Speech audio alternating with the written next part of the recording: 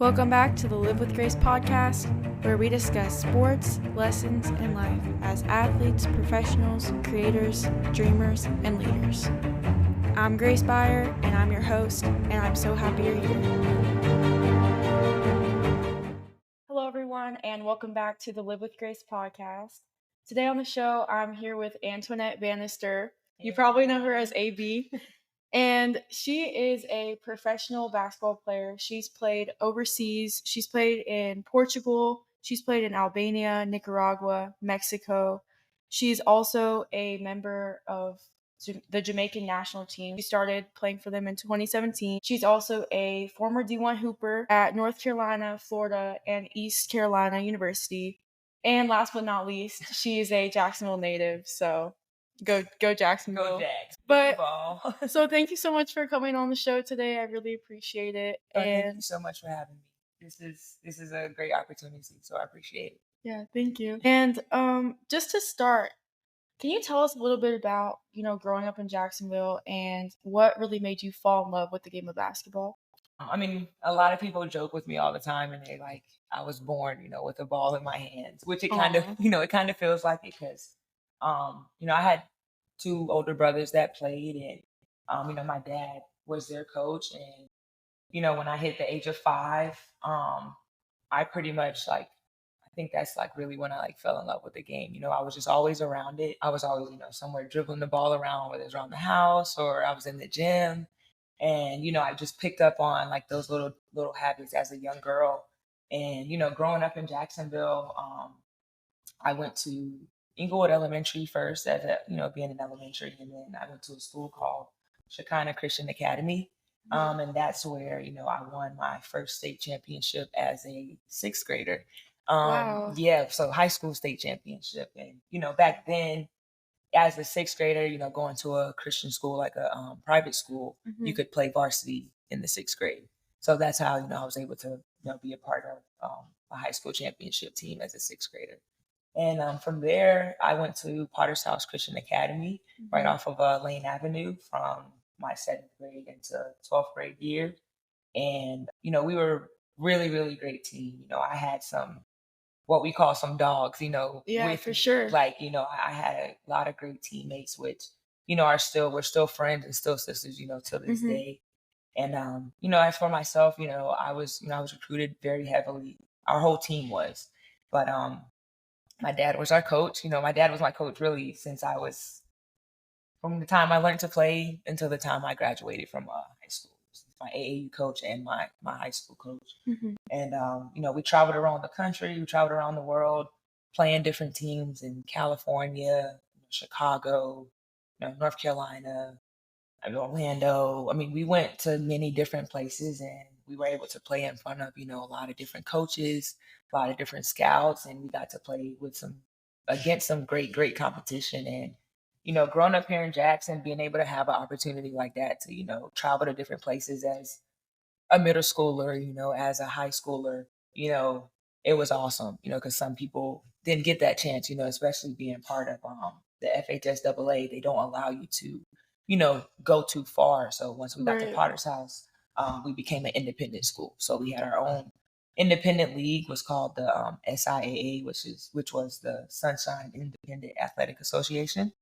And there's some other teams that actually got involved, and we were able to compete for a national tournament as well as a state championship. Wow, that's such a cool experience. It was really awesome. That's one thing that I appreciate because my dad, he prepared us for college, with being able to travel and also being able to do your homework on the road. We had times where we had to take time and have tutoring times, we would help each other with homework or classwork or whatever it was. We would pair up and do stuff like that while we were even on the road. So when we did come back, we weren't falling behind. Yeah, and that's exactly how it is in college too. Exactly. You have to be able to have that balance of, okay, yes, I'm a athlete, but they say that's student athlete. So we have to remember we're students first and then we're athletes second. Right. And how cool was it that your dad was your coach and all that too? It was awesome. It was like one of those once in a lifetime things, it's I wish my dad could have been my coach, forever. And, you know, like being able to be coached by my dad, it was never, ever easy. Like, Yeah. especially with him coaching my brothers first. So, you know, he was a little hard on me because, you know, I was pretty much like the first girl he, you know, was being able to coach, and he was hard on me. Like there were days where, you know, I cried and I wanted to quit, and I thought I was gonna quit, and I couldn't quit. And it wasn't because, oh, I can't quit because my dad's my coach. I didn't want to quit because I know my dad, like, he had the best interest for me, you know, like, yeah, he was yelling at me, but at the end of the day, like, this is dad, but he's still my coach as well. And so there were times where I sometimes had to like separate it, like on court, like, yes, he's my dad, but he's not dad right now. He's Coach Bannister. And, you know, yeah, I still called him dad, but sometimes, you know, I called him coach. So I could be able to, you know, separate and have that balance. But at the end of the day, like, my dad being my coach was one of the greatest things ever because it allowed me to be able to take another coach like yelling at me. You get what I'm saying? Yeah, or like, for sure. As far as like, you know, yelling and just getting on me, but being able to take like that constructive criticism, you know, look my coach in their face, whether it's a lady or a man, and like, okay, yes, ma'am, yes, sir. My bad, coach. You know what I'm saying? My bad. That was a bad play. That was on me. And so he taught me those things that helped me, you know, as I got into college and as I got into the pro, you know, my pro career and stuff like that too. So like I said, him being my coach was probably like the greatest ever. So I wish he could have continued to be my coach. And I say that all the time, but you know, he's still coaching, so that's still a great thing. And so like when I do come home, I try to, you know, like help him out and stuff as well. That's so awesome. And I think this is something that we talked about on the podcast I recorded yesterday, but being able to take that like yelling or getting on you, it comes like if it's coming from a place of trust that he has your best interest in mind, it could be a lot better received. Right. So I do think that that is a blessing that you did have that from such a young age, because for some people, maybe even including myself, it took maybe into like late high school and early into college to have exposure to that type of coaching. I got you. So that's cool for sure. And also, I wanted to touch on the Athletes Unlimited Pro Sports League. So for those that don't know, the AU Pro Sports League is one of the most competitive women's leagues in the country, next to the WNBA. So how was that experience, you know, playing for them? You played in 2022 and the 2023 season, so not too long ago. Yeah, so I was actually a part of, you know, the first season, so the inaugural season for basketball, and then I was invited back for the second season. But it was a great experience. Another experience that's like, it's something called like that window of opportunity, and like it's one of those opportunities that I felt like if I wouldn't have took it, who knows, you know, the connections and places that, you know, I could be. So you know, I went to the tryouts back in 2021. They had the tryouts in, I think it was November or December of 2021, and it was a free tryout, 2-day weekend, Saturday and Sunday, or Friday, Saturday. I'm sorry, I can't remember. It's all good. Weekend. But yeah, it was a weekend. And, you know, I pretty much like, you know, they like say to bet on yourself. And that's what I did. Like there was a point where I wasn't going to go to the tryout because right before that, I thought I was about to go actually overseas. And the opportunity that I thought I wanted, the team didn't take me. And so going to AU tryouts, I was kind of like already down because I was like, maybe I don't need to go to this because I didn't think I was, you know, I didn't think this was somewhere I could fit in. I give a lot of props to my wife because she was like, no, you're going to go. Like, you're going to go down and you're going to go.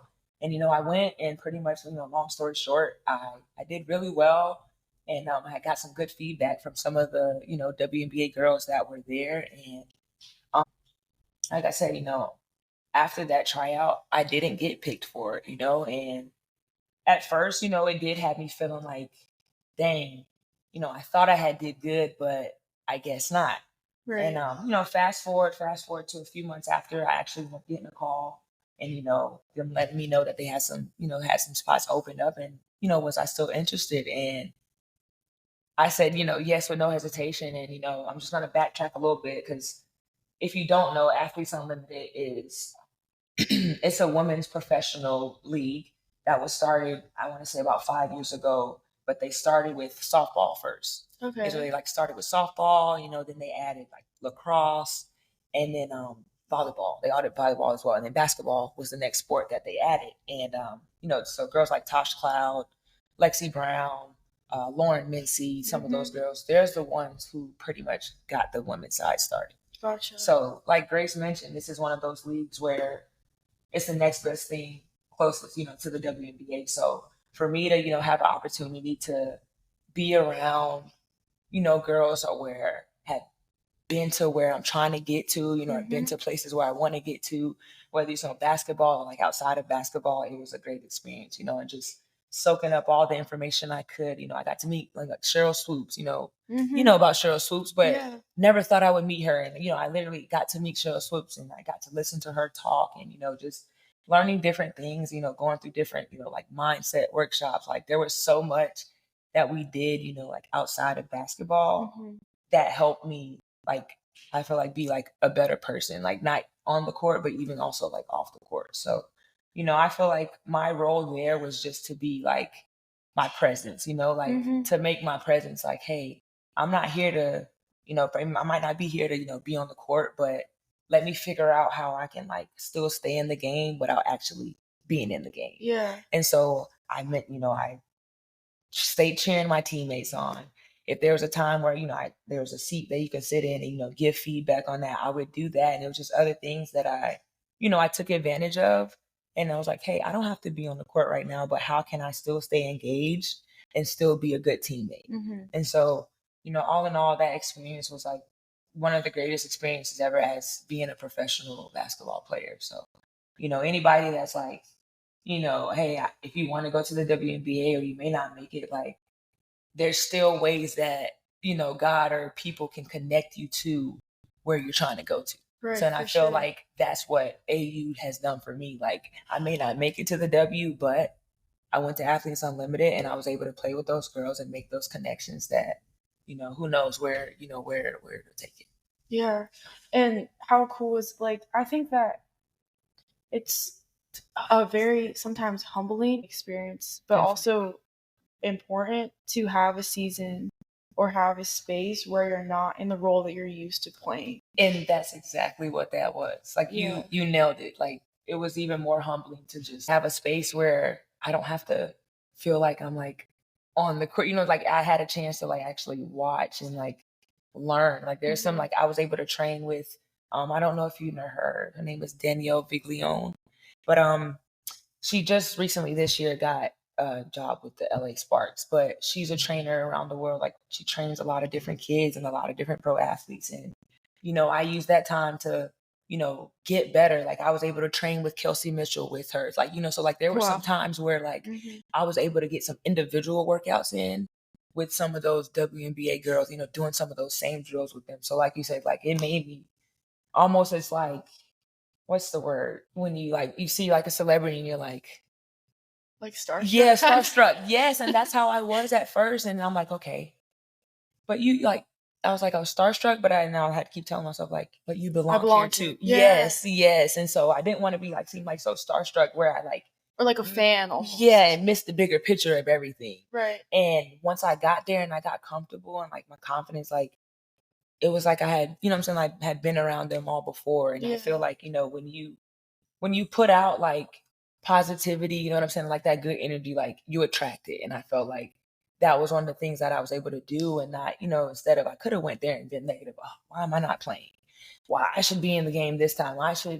Instead of doing that, I channeled all that into something positive and like, hey, I'm supposed to be here. Thank you for being transparent about that. Because when I look at you, or when I was, researching for this podcast, I'm like, oh man, like she's played with some of the best, and that's just how I grouped you in. Right. And so how people see you from the outside, it's not nice to hear, but kind of relatable to hear that you had to go through that phase of reassuring yourself that you deserve to be in that space. Because I think for a lot of athletes, you enter into a new space. Like that was honestly me this year. I was transferring to a new school in a new city and all that types of things. And like a lot of times when a lot of good is happening to you and you haven't like experienced that before, it's like, is this real? Like, do I deserve this? Am I supposed to be here? Exactly. And so the fact that you were able to not only get through that, but then also like just soak it in and not make it about ego and make it about, why am I not playing? And let me be a complainer and let me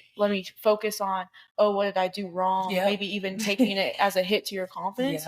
You did the complete opposite, and you just show how you're such a positive role model for people, that because most athletes have been in a situation like that. Very, very few athletes have the courage to talk about it.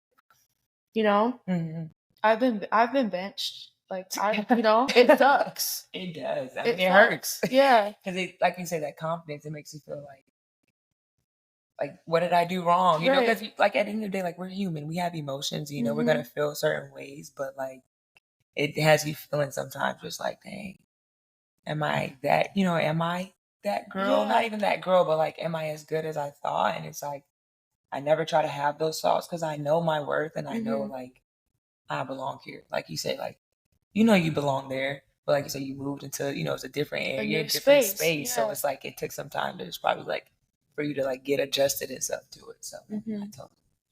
Yeah, for sure. Oh yeah. Oh, that's one thing. I'm sorry. No, you're good. That's just one thing I've learned throughout my journey is to just be open and honest. You know what I'm saying? Like, I made mistakes in college that caused me to do all that transferring. You know what I'm saying? Like, there's mistakes I made, but there's things that I've been able to correct. You know what I'm saying? And not repeating some of those same mistakes. And so I feel like that's major key. Like, yeah, I've been to these different places, but like, I've had a journey. Like, it's been, you know what I'm saying? And I don't try to make it seem like this, and this. Like, no, like, I'm a very like humble person. And like, so like, once you get to sit down and like, you get to talk with me and stuff, like, you'll see like, wow, you know what I'm saying? Like, she went through some of the same stuff and you just would never know. But like, I just don't show it. Like, there's things I'll go through overseas and I don't show it because I just try to keep that like mental toughness part. And I feel like a lot of, the things that we go through, or like, whether it's basketball, like, if we can have like that strong mindset of just like, okay, I have a strong faith belief system too as well. So that's another thing that helps me to just be able to like keep going. And I always just feel like, all right, God, he has me in this position or this opportunity for a reason. Right. And that reason is for me to like figure it out. He's not going to tell me what the reason is, and the reason might hurt, but it's for a good reason. So that's how I just try to look at life and, just the different situations and opportunities as well. Was it like a was it a moment when you had to, make the conscious choice that, I'm just going to be present and soak in this opportunity, even though it's not like what I looked like? Or was your immediate response just to faith and just like, are you talking about for AU? For AU, or just in general, like similar things you might have been through? Like so that? For AU, yes.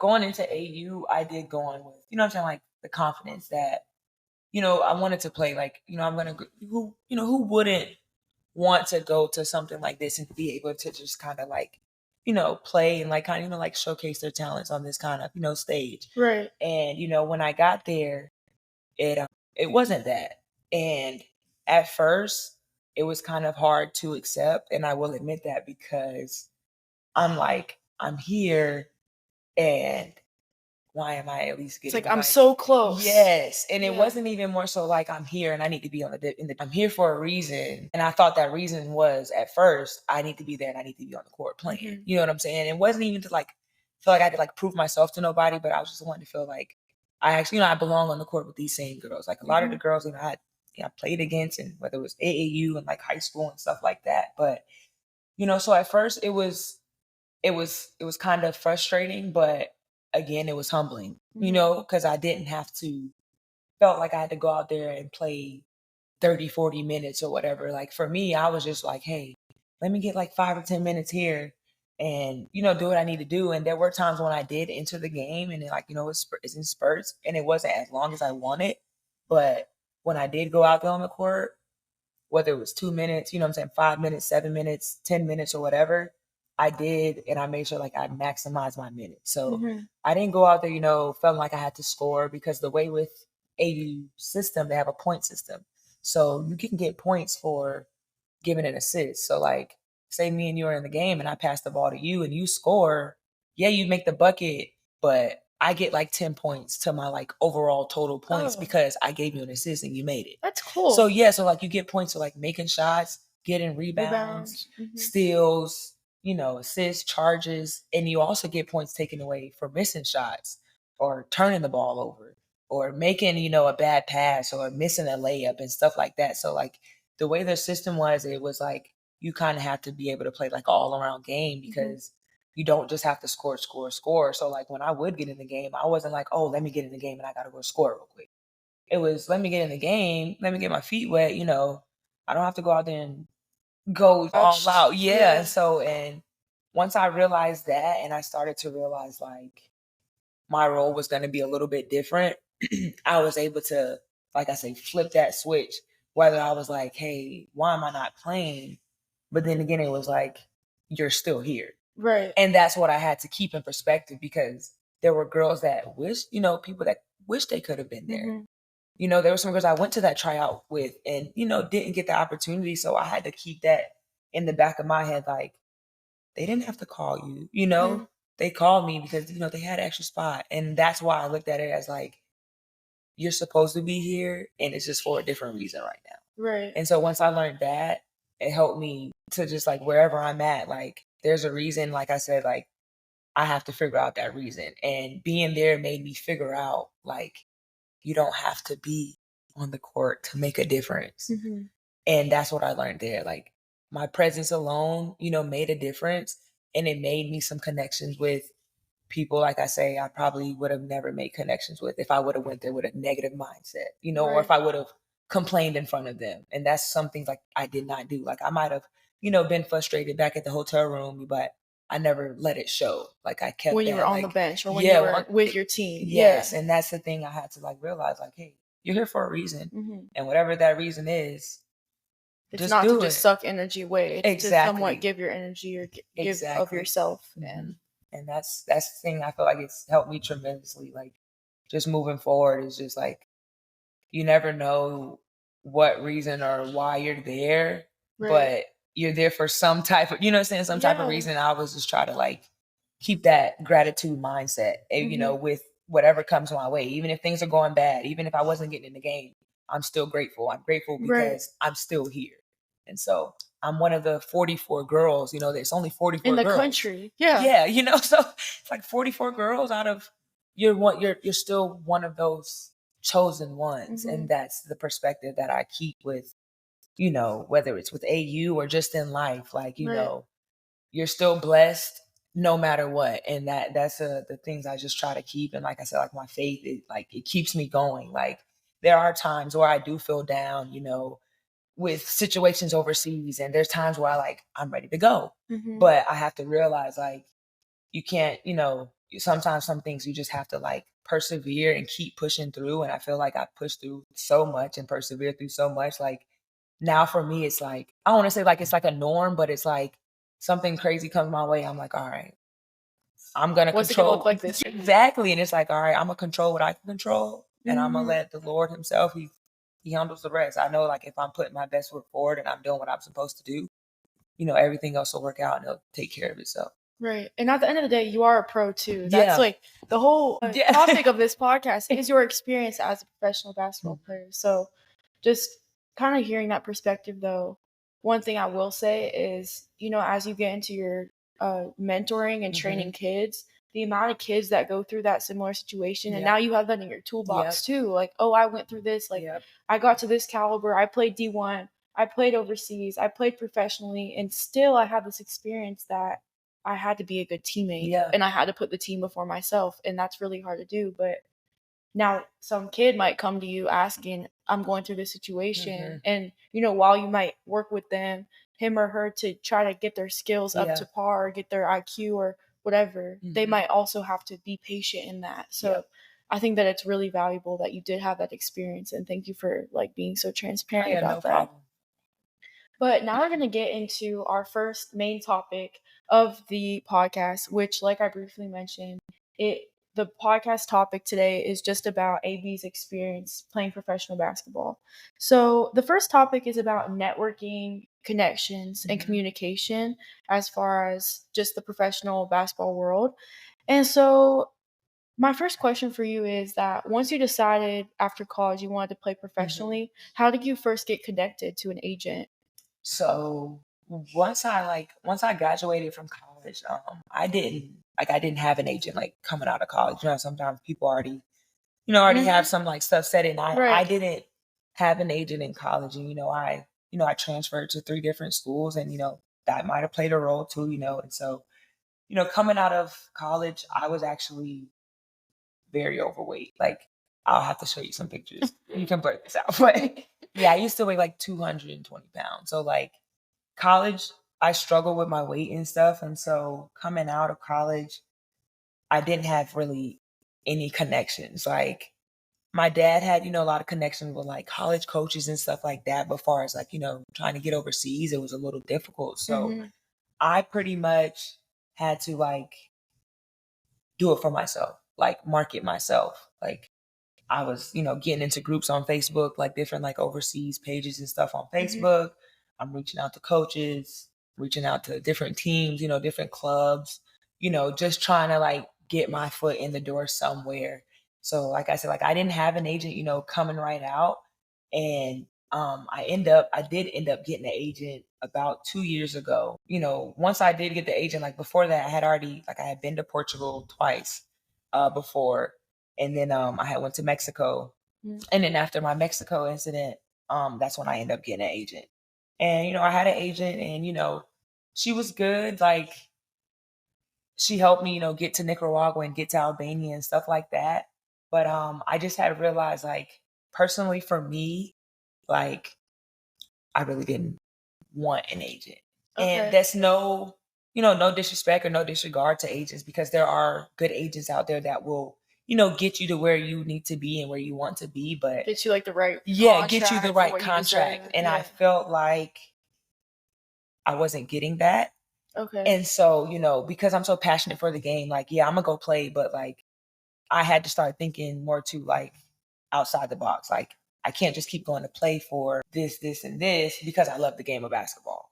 And so, I got to a point where like, okay, if I do, work with an agent or work with agents again, like I wouldn't mind, but I had learned like, hey, you can do this for yourself, and there are good agents out there, like I said, will help you and do the right things. But like for me, I felt like I've made a lot of connections overseas with now coaches and even players, and, being a coach here in Jacksonville as well with one of my homegirls, we had some overseas kids. So I feel like, just making different connections wherever you are, like you don't necessarily like have to have an agent, but it can be good to have an agent. Right. So I guess it just, the preference, like for my preference, like I'm okay with, not having an agent, but I don't mind like working with someone. You get what I'm saying? Yeah. Because I just kind of want to have like that flexibility to kind of be able to like, move how I need to move instead of like someone like having to tell me like, this is what it is. This is what it is. This is what like,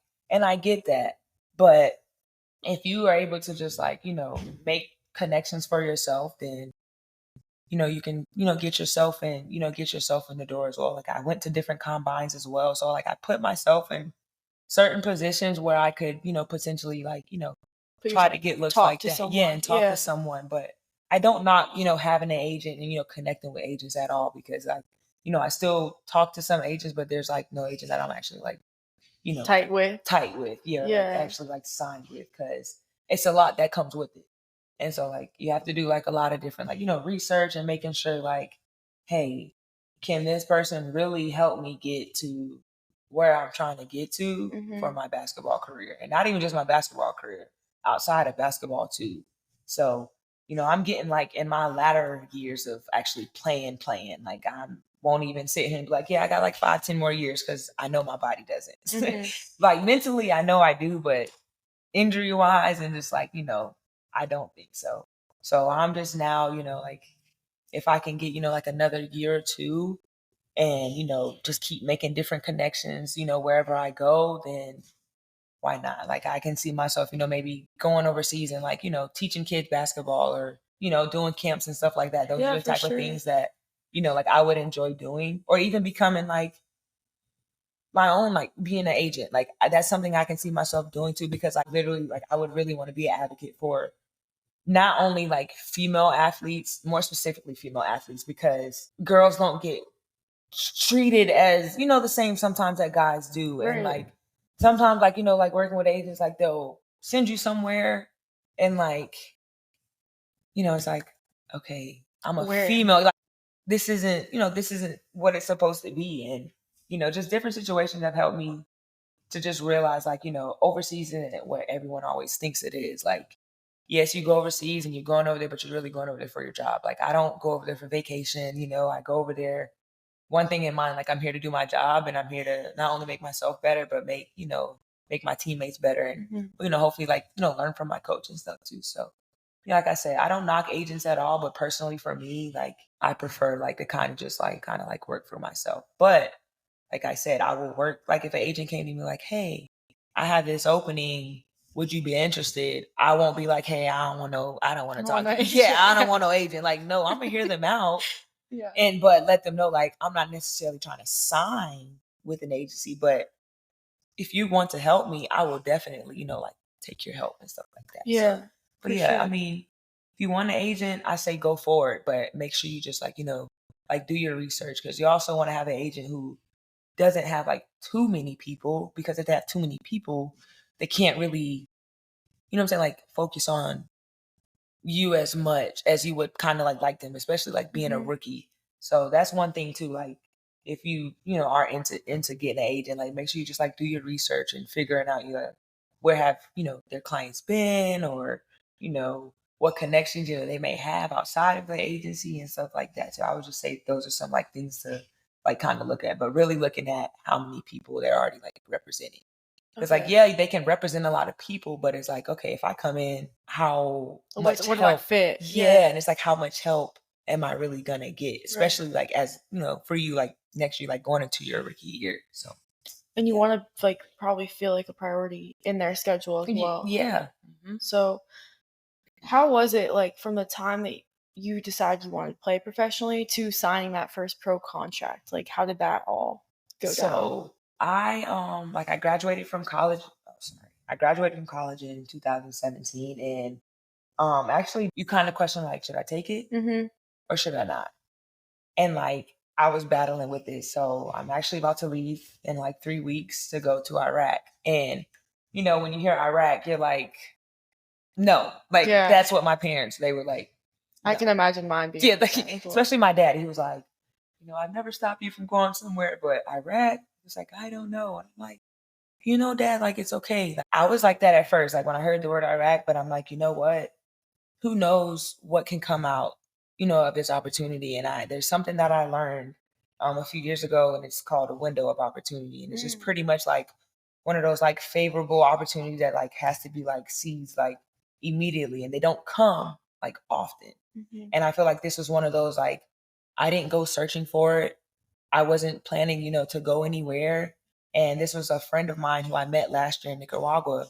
He's played in Iraq 2 seasons already. And this agency that he's connected with, they made a post and he sent it to me and it was like, hey, sis, I just let them know about you, hit them up.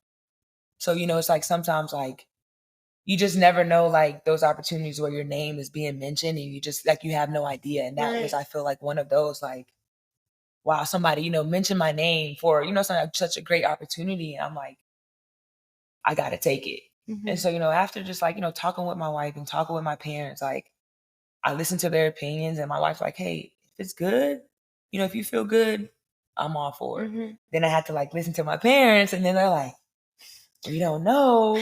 And so didn't want their fear of like me going to Iraq stop me still, like going after my career. And so that's what I didn't want to happen. I prayed about it and I'm like, if this is what I'm supposed to do, then this is what I need to do. And like I battled for it for about a week and a half. And then I finally let them know like I'm gonna go ahead and come. And I'm just using this opportunity as another opportunity to like, make an impact on, the kids over there and, the coaches over there. And like, who knows, this may be, the opportunity where it can get me to where I've been trying to get to in my basketball career. And so that's what I'm using this as. And like, I'm super, super excited. Yeah, it's nerve wracking, but I'm very more excited to actually go over there and, get to experience it. Like that's somewhere that's one of the places like you never think you would go.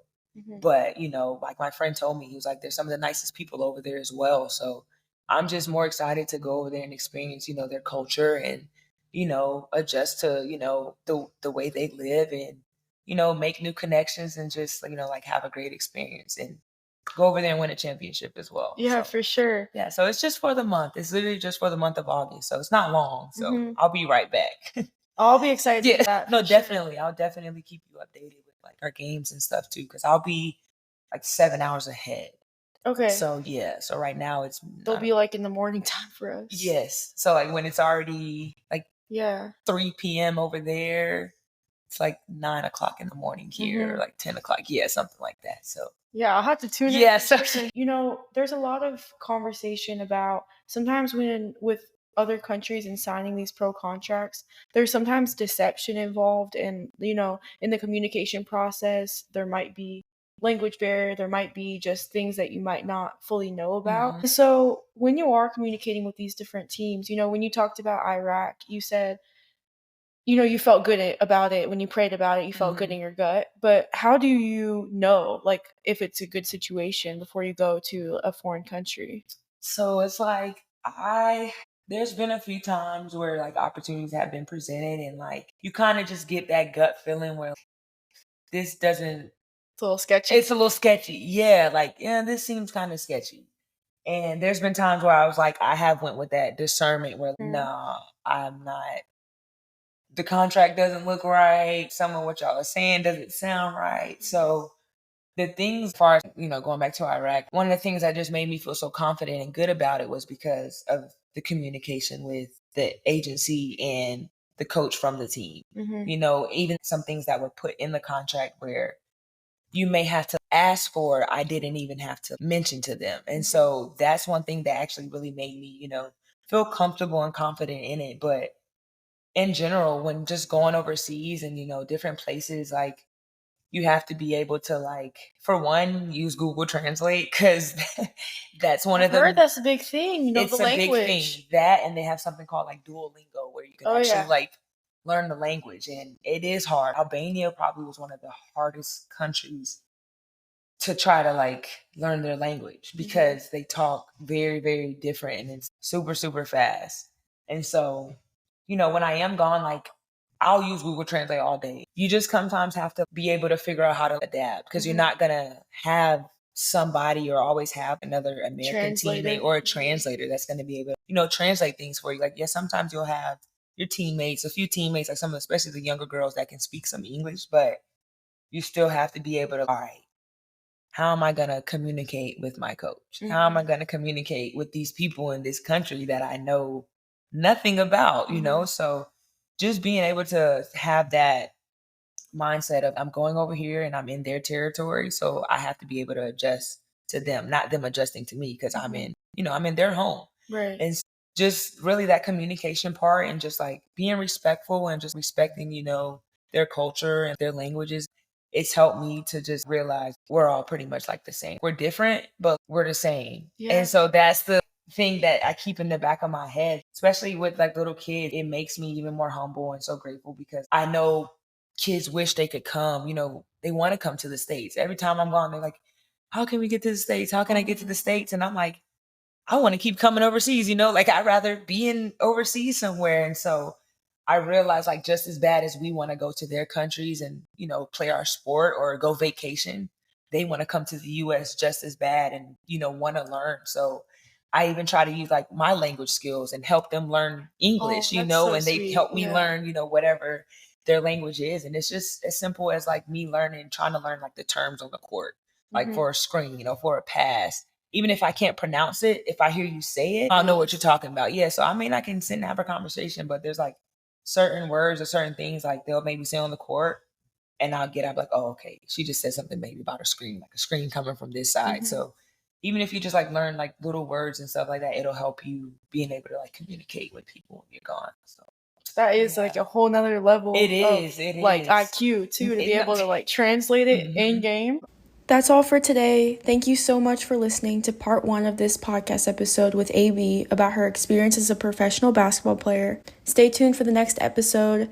We're going to pick it back up with talking about her transition to professional basketball and dealing with the pressure to perform on a night-to-night basis.